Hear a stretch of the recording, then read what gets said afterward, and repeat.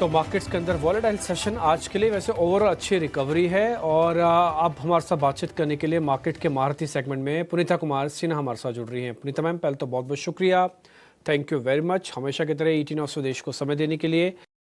Ma'am, 250% तक के tariff लगेंगे ना, शायद आपने भी नहीं सोचा होगा, हमने तो नहीं सोचा, शायद आपने भी नहीं सोचा होगा कि इतना टैरिफ वॉर ऐसे हो जाएगा कि एक ही महीने के अंदर आप कुछ बोलें, फिर मैं बोलूं, फिर मैं कुछ बोलूं, फिर आप बोलें। यूएस और अमेरिका के बीच में ऐसा होगा। ये टैरिफ वॉर जो भी चल रहा है या आगे भी बढ़ सकता है, घट सकता है, इस पर एक बार आपका टेक मैम, उसके बाद फिर मैं मार्केट्स पे बाद में लौटूंगा। पहले तो जरा टैरिफ की कैलकुलेशन समझ लूँ आपसे। देखिए, टैरिफ पे चाइना को सबसे ज्यादा इम्पैक्ट हुआ है। बाकी कंट्रीज जो हैं उन पर इतना ज्यादा भी इम्पैक्ट नहीं हुआ, फोकस सिर्फ चाइना पर है। इंडिया पर एक्चुअली काफी रिलेटिवली स्पीकिंग इंडिया इतना ज्यादा इम्पैक्टेड नहीं है। ऑफ कोर्स सारे कंट्रीज इम्पैक्टेड हैं। और यूएस में जो व्यू है कि देखिए, बहुत साल से यूएस जो है वर्ल्ड से सब कुछ इंपोर्ट कर रहा था, यहाँ पर उनका डेफिसिट बढ़ रहा था, डेट बढ़ रहा था।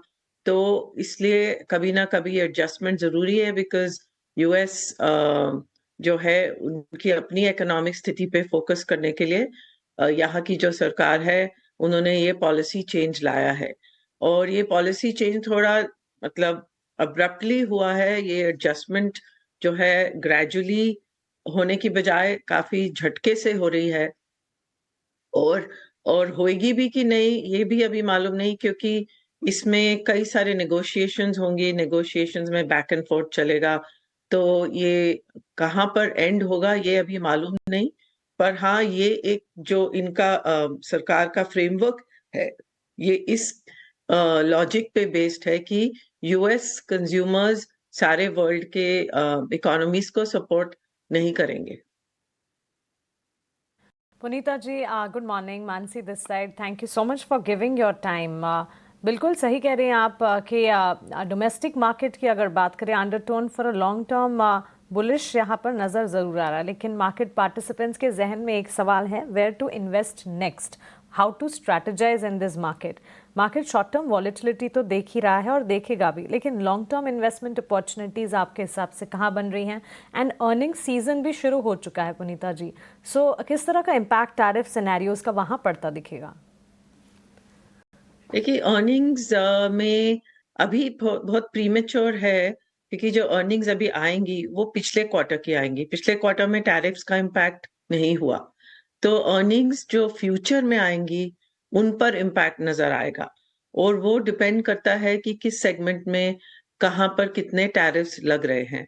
तो ये सेक्टर बाय सेक्टर एनालाइज करना पड़ेगा। और अभी जैसे इंडिया के ऊपर जो टैरिफ्स हैं वो इतने ज्यादा अभी सब फाइनल नहीं हुए, नेगोशिएशंस अभी चल रही हैं। तो एग्जैक्ट किस पे इम्पैक्ट कितना होगा वो अभी पूरा नहीं कर सकते। कि जैसे कि फार्मा सेक्टर को ही ले लीजिए, उन्होंने पहले राउंड में एग्जेम्प्ट कर दिए टैरिफ्स, अब डिस्कशंस हो रही हैं कि नहीं अभी शायद लगे। तो ये किसी को मालूम नहीं है, और इसलिए अर्निंग्स कैसे प्रिडिक्ट की जाए जब मालूम ही नहीं है कि टैरिफ लगेगा कि नहीं। तो ऐसे कई सारे सेक्टर्स हैं जिन पे अर्निंग्स जो है अभी प्रिडिक्ट करना थोड़ा मुश्किल है। सिनेरियो एनालिसिस कर सकता है आदमी कि इतना टैरिफ होगा तो इतना अर्निंग्स इम्पैक्ट होगा, इतना टैरिफ होगा तो इतना होगा। तो ऐसे जो ग्लोबली फोकस सेक्टर्स हैं जैसे कि एक्सपोर्ट ओरिएंटेड, उन पर ये एनालिसिस करना जरूरी है। जो डोमेस्टिक फोकस्ड हैं जैसे कि अपने फिनेंशियल्स हैं sector, tourism, travel, health care, मतलब हॉस्पिटल, डायग्नोस्टिक्स, वो सब टैरिफ से इम्पैक्ट नहीं होंगे। तो उन पे अर्निंग्स जो है वो अपने इकोनॉमी पे जो इंडिया में ग्रोथ है उसके बेसिस पे एनालाइज करनी होंगी। मेरे ख्याल से वही सेक्टर्स जो हैं उन पर ज्यादा ध्यान देना चाहिए। और आप देखें भी अगर मार्केट में जो फॉल्स आया, वैसे फॉल्स जो आए हैं अगर आप देखें वो काफी मिक्स्ड आए हैं। तो सिर्फ टैरिफ रिलेटेड फॉल्स नहीं है स्टॉक्स में एंड सेक्टर्स में। इसमें इकोनॉमिक स्पेसिफिक भी कई सेक्टर्स गिरे हैं जो कि डोमेस्टिक रिलेटेड है, जो कि टूरिज्म रिलेटेड है, उधर भी फॉल्स आए हैं, कुछ तो अभी जो मार्केट में सेलिंग हुई है वो एकदम टैरिफ रिलेटेड नहीं है। पर जो डेटा आ रहा है इंडिया का वो इन्फ्लेशन नंबर्स थोड़े बेटर आ रहे हैं, तो इसलिए रेट कट की संभावना बढ़ रही है। और तो इन इन सब को देखते हुए relative to the rest of the world India की सिचुएशन रिलेटिवली बेटर है। ठीक है, रिलेटिवली थोड़ी सी बेटर है सिचुएशन। पुनीता मैम, बहुत शुक्रिया आपका समय देने के लिए। अभिषेक बोल रहा हूँ। मैम, ऑटो सेगमेंट को आप किस तरह से देख रहे हैं? एक तरफ तो यूएस में जो टैरिफ लगी है, हालांकि हमारा एक्सपोजर कम ही है, अलग बात है, लेकिन कहीं ना कहीं डिमांड स्लो डाउन की भी बातचीत हो रही है। दूसरी तरफ मतलब अच्छे मानसून की उम्मीदें हैं। किस तरह से प्लान करें ऑटोज में? आपको लगता है कि पैसे बनेंगे इसमें, या फिर थोड़ा सा लैक लस्टर परफॉर्मेंस रहेगा इसका? ऑटो सेक्टर ग्लोबली तो काफी पेन में है, क्योंकि यूरोप में ईवी पे बहुत फोकस कर रहे जा रहे हैं, तो कंपनीज जो ऑटो कंपनीज हैं उनको एमिशन नॉर्म्स के ऊपर बहुत ध्यान देकर इनोवेशन करनी पड़ रही है। यूएस में जो ऑटो कंपनीज हैं उधर भी थोड़ी अनसर्टेनिटी है, क्योंकि काफी हद तक कई जगह से इंपोर्ट भी करते हैं और चाइना से भी इंपोर्ट होते हैं। तो वेदर इंपोर्ट्स हैं कि नहीं, जो यहाँ डीलर्स हैं जैसे यूएस में, ये सुनने को आ रहा है कि वो सब कुछ होल्ड पे रखे हुए हैं, क्योंकि अनसर्टेनिटी बहुत ज्यादा, इसलिए जो अगर डिमांड हो भी तब भी इन्वेंट्री जो है इतनी बिल्डअप नहीं हो रही, क्योंकि लोगों को मालूम नहीं किस साइड पे ये सब जाएगा ना। इंडिया के जो कंपनीज एक्सपोर्ट करती हैं यूएस को, थोड़ा कम ही करती हैं इंडिया, तो इसलिए टैरिफ से यूएस इंडिया पे इतना इम्पैक्ट नहीं होगा। पर इंडिया की अपनी जो डिमांड है, अगर इकोनॉमी मॉनसून अच्छे रहे तो उससे रूरल सेक्टर में बेनिफिट होगा। रूरल सेक्टर से जो हमारे ऑटो सेगमेंट है जो कि रूरल सेक्टर को सर्व करता है, उसमें थोड़ी इंप्रूवमेंट आ सकती है। और अगर रेट कट्स हुए तो इसलिए ऑटो फाइनेंसिंग में थोड़ा बेनिफिट आएगा, तो उधर भी थोड़ा बेनिफिट आ सकता है। सो मेरे ख्याल से इकोनॉमी अगर रिलेटिवली स्टेबल रही तो ऑटो सेक्टर में भी थोड़ी वैल्यू धीरे धीरे नजर आएगी।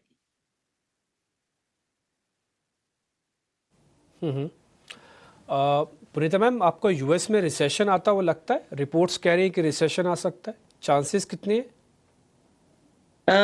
यूएस में इन्फ्लेशन एक्सपेक्टेशंस हैं अभी भी की बढ़ रही हैं।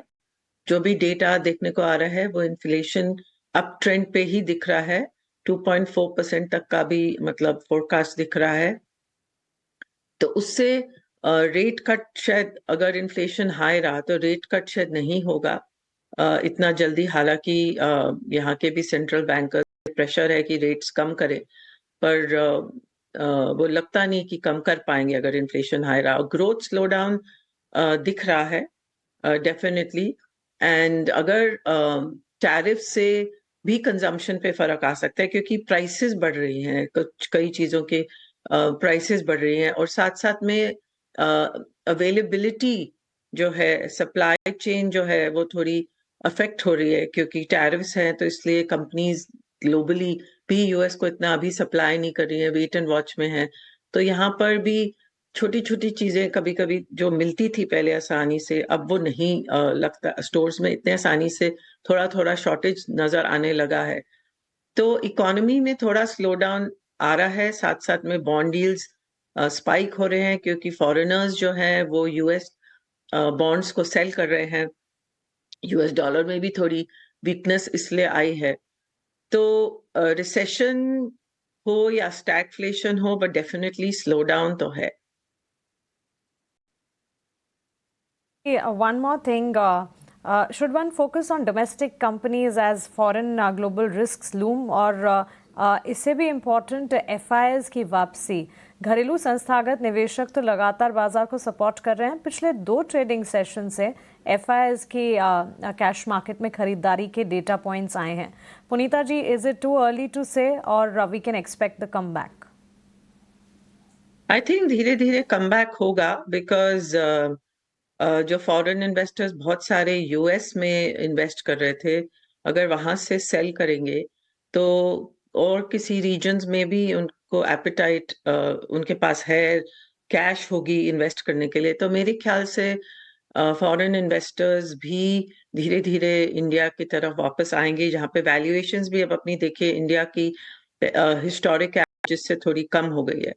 सो वैल्यूएशन जो बहुत हाई थी अब इतनी हाई नहीं लग रही।